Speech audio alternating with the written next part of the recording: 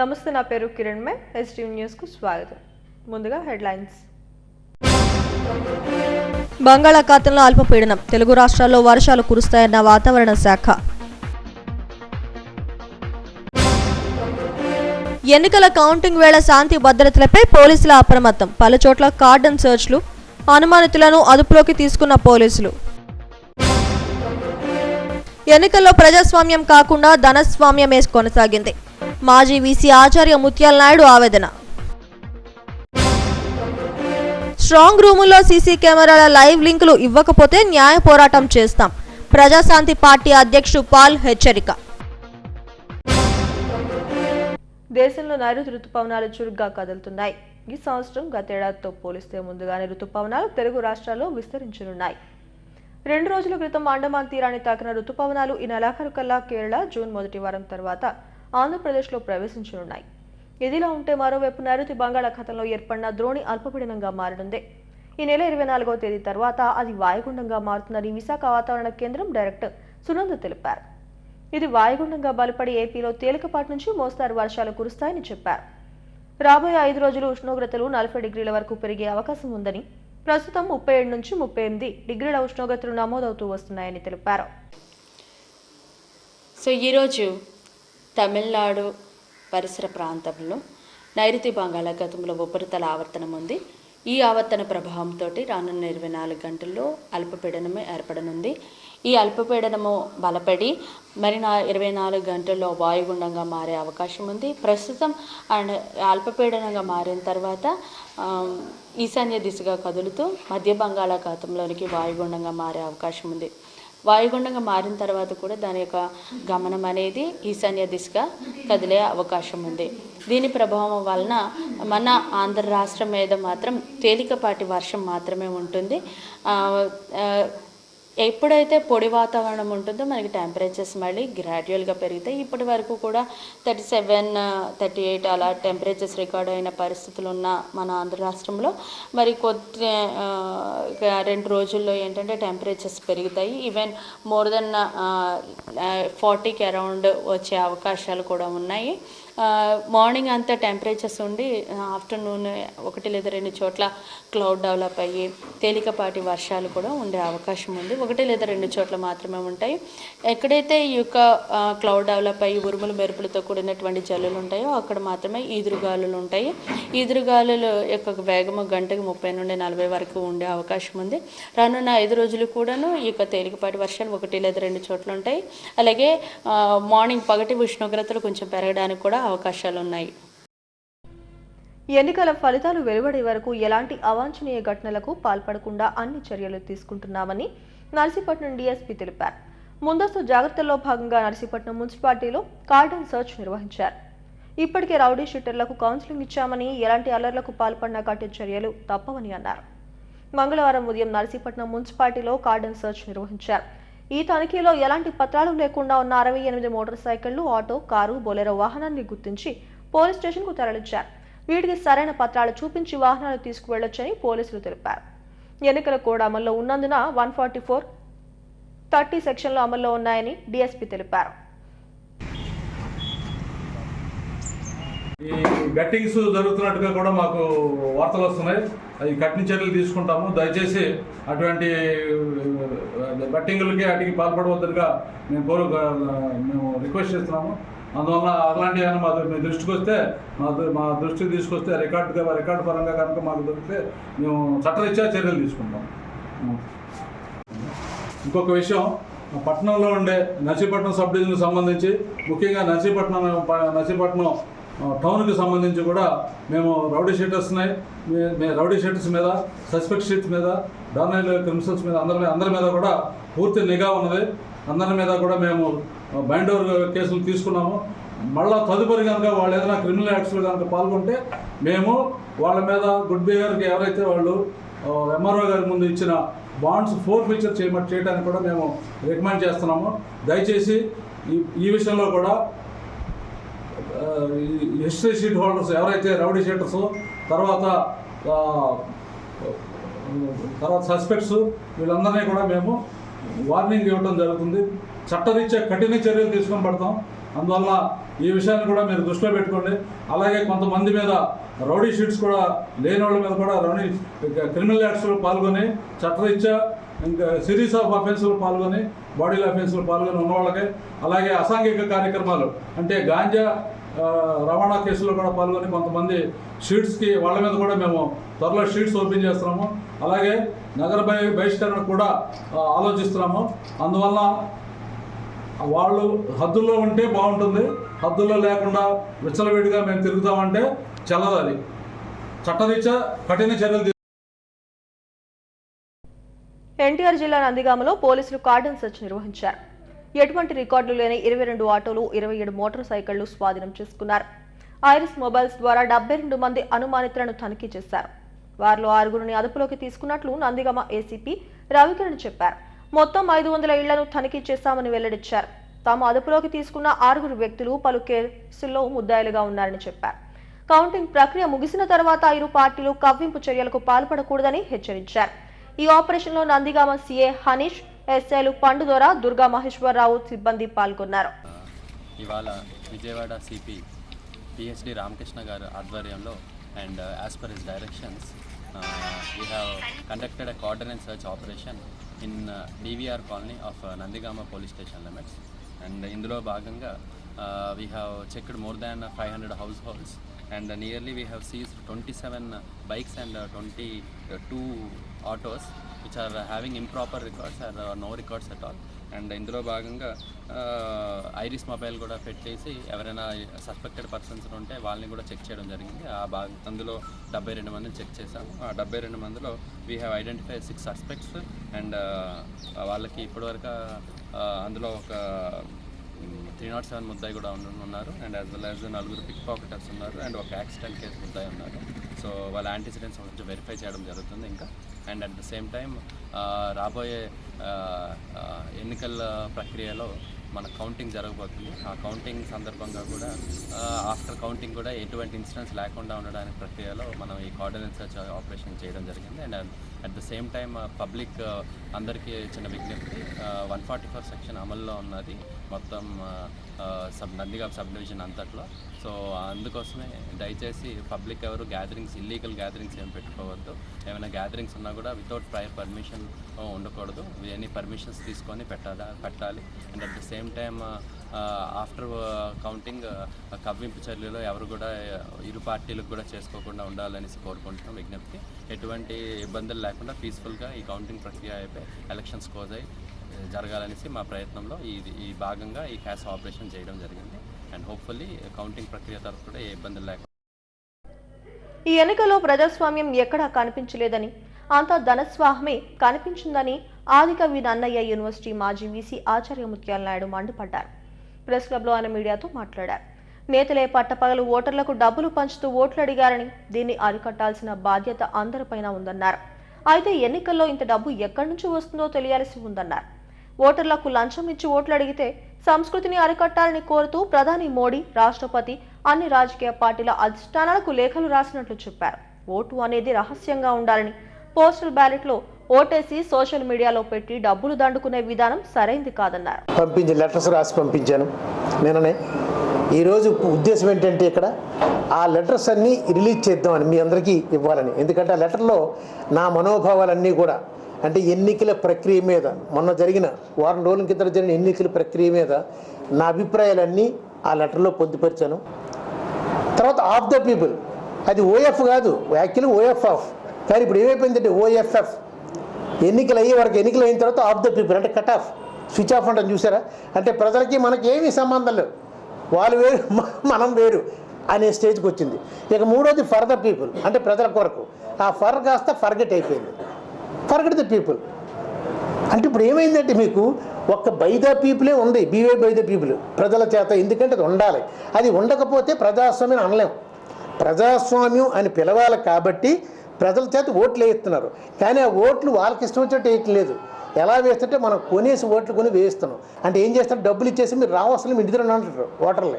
ఎందుకు రావడం వెళ్ళి వాళ్ళ టైం వేస్ట్ కదా, పరిస్థితి వస్తుంది. అందుకని ఇది కొంచెం కంట్రోల్ చేయకపోతే మీలాట్లందరూ కూడా, ఎందుకంటే మీరు అనుకుంటే, జర్నలిస్ట్ అనుకుంటే తీసుకురాగలరు. అలాగే ఎందుకు నేను ప్రైమ్ మినిస్టర్ గారికి రాష్ట్రపతి గారికి రాశానంటే విధానపరంగా ఏ నిర్ణయాలు తీసుకున్నా వాళ్ళు తీసుకుంటారు కాబట్టి వాళ్ళకి రాశాను. నాకు నమ్మకం కూడా ఉంది నరేంద్ర మోదీ గారు అనుకుంటే, ఎందుకంటే ఆయన చాలా ధైర్యమైన నిర్ణయాలు తీసుకున్నారు కాబట్టి అటువంటి వ్యక్తి అనుకుంటే తప్పకుండా సాధించవచ్చని చెప్పి ఆశతోనే వారికి రాసి మీ ముందుకు ఎందుకు వచ్చానంటే, మీరు అనుకుంటే ఈ వార్త అనేది ఏంటంటే ఈ మన ఆవేదన అంతా కూడా ఢిల్లీ వరకు తీసుకెళ్ళగలిగే శక్తి సామర్థ్యం ఉన్నవాళ్ళు మీరు ఒక్కరే. విశాఖ పార్లమెంట్ పరిధిలోని 7 అసెంబ్లీ స్ట్రాంగ్ రూమ్ల వద్ద ఉన్న సీసీటీవీ లింకులు తమకు ఇవ్వకపోతే న్యాయ పోరాటం చేస్తామని ప్రజాశాంతి పార్టీ అధ్యక్షుడు, ఆ పార్టీ విశాఖ పార్లమెంట్ అభ్యర్థి కేఏ పాల్ హెచ్చరించారు. విశాఖలో ఆయన మీడియాతో మాట్లాడారు. ఎస్కోట, గాజువాక ఉత్తర నియోజకవర్గాల్లో అనేక అవకతవకలు జరిగాయని, 135 బూత్లలో అవినీతి ఆరోపణలు ఉన్నాయని చెప్పారు. వీటిపై ఆర్ఓకు రిపోర్ట్ చేశామని ఇంతవరకు సమాధానం రాలేదని అన్నారు. మంగళవారం సాయంత్రానికల్లా తనకు లింకులు ఇవ్వకపోతే బుధవారం హైకోర్టులో లంచ్ మోషన్ పిటిషన్ వేస్తామని చెప్పారు. ఈ సమావేశంలో అసెంబ్లీ, పార్లమెంట్ అభ్యర్థులు పాల్గొన్నారు. ఇక్కడే మేము న్యాయం చేయలేకపోతే పార్లమెంట్లో ఎట్లా న్యాయం చేస్తాం, ప్రజలకు ఎట్లా న్యాయం చేస్తాం? మరొకసారి అందులో ఈ 7 రోజులు జరిగిన షాకింగ్ ఫ్యాక్ట్స్ ఉన్నాయి. అన్నీ చెప్పలేం, కానీ టైం లేదు కనుక 2-3 పాయింట్స్ నేను చెప్తాను. తర్వాత వారు కూడా వారి ఎక్స్పీరియన్స్ చెప్తాను. ఛానళ్ళు 1-2 లైవ్ లింకులు తప్ప మెయిన్ లైన్ ఛానల్ కూడా కంట్రోల్ చేశారు. But along with my dear brothers and sister MP, ఆవిడ రాలేరు ఈరోజు, చాలా సమాజ్వాదీ పార్టీ చాలా స్ట్రాంగ్గా మాట్లాడారు. సో మేము 30 మంది మేమేం డిమాండ్ చేస్తున్నాము అంటే, మాకు సీసీటీవీ లైవ్ లింక్ ఇస్తే 7 స్ట్రాంగ్ రూమ్లు మేము చూసుకుంటాం. లేదా నేను ఏమడిగాను 14th మీరు చదివారు లెటర్, 7 రూములకి 12 గంటలకి 14 మందిని, 12 గంటలు ఒకరు 12 గంటలు ఒకరు 14 మందికి సీసీటీవీ కెమెరాలు ఉన్న రూమ్ దగ్గర మా క్యాండిడేట్స్కి ఒక్కొక్కరికి ఒక్క అవకాశం ఇవ్వండి. మేమందరం యునైటెడ్గా, ఒకరోజు వీరు ఉంటారు, ఒకరోజు సత్యంగా, ఇంకొకరోజు హరి గారు ఉంటారు, ఒకరోజు నేను ఉంటాను. మరలా కంటెస్ట్ చేయాలా వద్దా అన్నది కోర్టుకి వెళ్ళి నేను వాదిస్తా.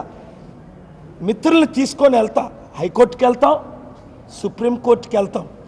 జూన్ 4th ముందు మాకు సీసీటీవీ కెమెరాలు ఈరోజు 4:30కి రమ్మన్నారు డాక్టర్ మల్లికార్జున, మన రిటర్నింగ్ ఆఫీసర్ ఐఏఎస్.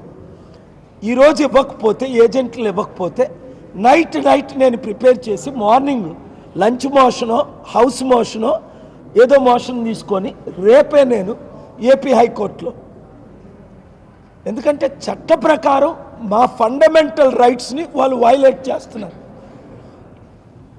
దానికి కొరకు మేము ఫైట్ చేస్తాం. ఈరోజు ఈ ప్రెస్ మీట్ ఒకే ఒక కారణం, అవినీతి జరిగింది, అవినీతి జరుగుతుంది, అవినీతి కంటిన్యూ అవుతుంది, మేమేం చేయలేని పరిస్థితి. నిన్న నా ఏజెంట్ మమతా వెళ్తే national real estate development council NAREDCO 2024-26 సంవత్సరాలకు గాను 2 ఏళ్ల పాటు రాష్ట్ర నూతన కార్యవర్గాన్ని ఎన్నుకుంది.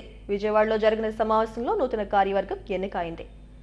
నెరెడ్కో రాష్ట్ర అధ్యక్షుడిగా విశాఖకు చెందిన గద్దె చక్రధర్, చైర్మన్గా జి హరిబాబు, జనరల్ సెక్రటరీగా ఎన్ సీతారామయ్య, కోశాధికారి చావా రమేష్ ఇతర కార్యవర్గాన్ని ఎన్నుకున్నారు. నెరెడ్కో సభ్యులు వినియోగదారుల సమస్యలను ప్రభుత్వం సమన్వయంతో పరిష్కరిస్తారని రాష్ట్ర అధ్యక్షుడు చక్రధర్ తెలిపారు. నూతన కార్యవర్గాన్ని రాష్ట్రంలో ఉన్న అన్ని నెరెడ్కో సభ్యులు, చాప్టర్ల సభ్యులు అభినందించారు.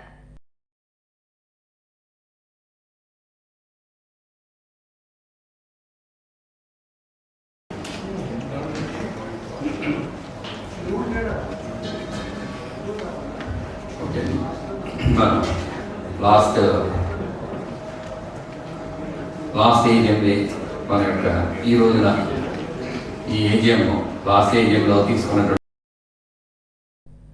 తక్షణమే జీతాలు చెల్లించాలని స్టీల్ సిఐటియు గౌరవ అధ్యక్షుడు జి అయోధ్యరామ్ యాజమాన్యాన్ని డిమాండ్ చేశారు. స్టీల్ ప్లాంట్లోని కోక్ ఓవెన్, సెంట్రల్ ప్లాంట్ తదితర విభాగాల ఎదుట సిఐటియు ఆధ్వర్యంలో ధర్నా నిర్వహించారు.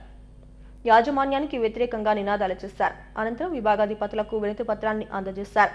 స్టీల్ ప్లాంట్ చరిత్రలోనే ఎన్నడూ లేని విధంగా యాజమాన్యం కార్మికులపై కక్ష సాధింపు చర్యలకు దిగుతోందన్నారు. వేతనాలను ఆలస్యం చేసి ఆర్థిక వ్యవస్థను చిన్నాభిన్నం చేశారని విమర్శించారు. ఉద్దేశపూర్వకంగానే ఉద్యోగుల జీతాలు నిలుపుదల చేస్తున్నారని మండిపడ్డారు. ఈ కార్యక్రమంలో కార్మిక సంఘాల నాయకులు పాల్గొన్నారు.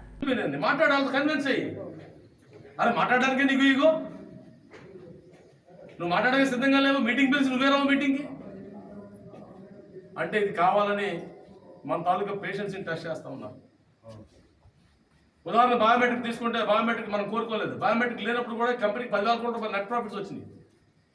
నిన్న ఈడో సరిపోతే ఆ బోర్డు ఎలా పరిస్థితి కూర్చొని 2018, 19 500 మిలియన్ టన్నులు తీశారు కంపెనీలో. 18, 19 500 మిలియన్ టన్నులు వచ్చింది. కరోనా కాలంలోనే మిడిల్ వచ్చింది. ఇప్పుడు ఎందుకు లేకుండా పోయింది? కారణం గవర్నమెంట్ విధానం. నువ్వు కావాలని షార్టేజ్ చేస్తావు, ప్లాన్ కావాలని చంపేయాలనుకున్నావు. స్లో పాయిజన్ చెట్టు ఇచ్చేస్తాం మీరు ఒక నుంచి. గంగవరం పోర్టులో కేవలం 500 మంది వర్కర్స్ చేసిన గొడవకి, ఆ కనీస వేతనాలు ఏమైనా గొడవకి 20 లక్షల రూపాయలు ఏమైనా గొడవకి 35 రోజులు సమ్మె జరుగుతుందా? గవర్నమెంట్నే మొత్తం గడగడలాడించేసి పోర్టుని మొత్తం ల్యాండ్ ఓవర్ చేసేసుకున్నారా? స్టీల్ ప్లాంట్ మనం ఎప్పుడైనా చేయగలిగాం? 1,000 మంది ఉండి ఓరో సమ్మె చేసాం తప్ప. అంటే ఇది కూడా కావాలని చేసినట్టు పోర్టు. చివరికి 500 మంది వాళ్ళు బయట ఉంటే 3,000 మంది నానాధారాలు లోపల ఉండమంటే వాళ్ళతో పని చేయడం కూడా సిద్ధంగా లేడు. మనం మధు పెట్టి కొనుక్కున్న డబ్బుల్ని 650 కోట్ల డబ్బుల్ని కనీసం ఆ మెటీరియల్ అక్కడ పెట్టుకుని మన మెటీరియల్ మనకి ఇచ్చే పరిస్థితి లేదు. ఏంటంటే సమాధానం లేదు. ఉత్పత్తి లేకుండా చేసి మనకు కనపడింది ఇది. మనకు కనపడింది బయట ఏంటంటే ఇవాళ 16 mm రీబారు, 20 mm రీబారు, 25 mm రీబారు బయట మార్కెట్లో 3,000 రూపాయలు. రైట్ సార్, 3,000 రూపాయలు బ్లాక్ అమ్ముతూ ఉన్నారు. రైట్ సార్, ఇవాళ బ్లాక్ అమ్ముతూ ఉన్నారు. LMM ప్రోడక్ట్ బయటకు వచ్చిన వెంటనే ఏదో మిర్చి బజ్జీలు, ఆటు బజ్జీలు కొనుక్కున్నట్టుగా టకటగా వ్యాన్ల మీద వేసి లారీల మీద వేసి పట్టుకుపోతూ ఉన్నారు. స్టీల్ మామూలుగానే 5,000 రూపాయలు టన్ను పెరిగింది. ఇది లాభం మనకి. 5,000 రూపాయలు పెరిగింది అంటే బ్లాక్లో 3,000 రూపాయలు అమ్ముకుంటున్నారు ఇవాళ. విశాఖపట్నం స్టీల్ ప్లాంట్ ప్రొడక్షన్ రాదు, అది వెనక రాదని చెప్పేస్తున్నారు ఇంకా బయట మార్కెట్లో. శాంతి భద్రతల పరిరక్షణ కోసమే కార్డన్ సెర్చ్ నిర్వహించామని అల్లాదుర్గం ఏసీపీ ఎస్ మురళీమోహన్ తెలిపారు. ఎన్టీఆర్ జిల్లా మైలవరంలోని స్థానిక దేవుడు చెరువు ఏరియాలో కార్డన్ సెర్చ్ నిర్వహించారు. సరైన పత్రాలు లేని మోటార్ సైకిళ్లు సీజ్ చేశామన్నారు. ఈ డివిజన్ పరిధిలో తిరువూరు, రెడ్డిగూడెం, పైలవరం, జి కొండూరు పోలీస్ స్టేషన్లకు చెందిన ఎస్ఐలు, సిబ్బంది కార్డన్ సెర్చ్ లో పాల్గొన్నారు. మాక్సిమం దొంగ బళ్ళు, కొట్టేసిన బళ్ళు, కొట్టేసిన సెల్ ఫోన్ తీసుకొచ్చి తాకట్లు పెట్టి ట్రేస్ చేసిన తర్వాత ఇబ్బందులు పడి కేసులు పోలయ్యి జైలు పాలు చుట్టూ తిరుగుతున్నారు. కాబట్టి దొంగ బళ్ళు అంటే రికార్డు లేని, ప్రాపర్ రికార్డులు లేని బళ్ళు కొనడం కానీ, బిల్స్ లేకుండా మొబైల్ ఫోన్స్ కొనడం కానీ అవన్నీ చేస్తే మాత్రం ఇబ్బందులు పడతారు. ఇప్పుడు ఇవన్నీ కూడా ఎన్ని ఉన్నాయని తేలుతాయి. ఇవన్నీ కూడా దాని మీద మేమంతా కూడా కేసులు ప్రాపర్గా కేసులన్నీ కూడా నమోదు చేయడం జరుగుతుంది. తిరుపతి గోవిందరాజు స్వామి బ్రహ్మోత్సవాల్లో భాగంగా 6వ రోజు స్వామివారు హనుమంత వాహనంపై భక్తులకు దర్శనమిచ్చారు. భక్తజన బృందాలు చెక్క భజనలు, కోలాటాలు, మంగళ వాయిద్యాల నడుమ అత్యంత వైభవంగా కార్యక్రమం నిర్వహించారు. భక్తులు అడుగడుగునా కర్పూర హారతులు ఇచ్చి స్వామివారిని దర్శించుకున్నారు. ఉదయం స్వామి అమ్మవార్లకు స్నాపన తిరుమంజనాన్ని వేడుకగా నిర్వహించారు. పాలు, పెరుగు, తేనె, చందనంతో అభిషేకాలు చేశారు. అనంతరం వసంతోత్సవాన్ని వైభవంగా నిర్వహించారు. గోవిందరాజు స్వామి బంగారు తిరుచుపై 4 మాడ వీధుల్లో విహరించారు. ఈ కార్యక్రమంలో పెద్ద జిఆర్ స్వామి, చిన్న జిఆర్ స్వామి, ఆగమ సలహాదారులు సీతారామాచార్యులు, మోహన రంగాచార్యులు పాల్గొన్నారు.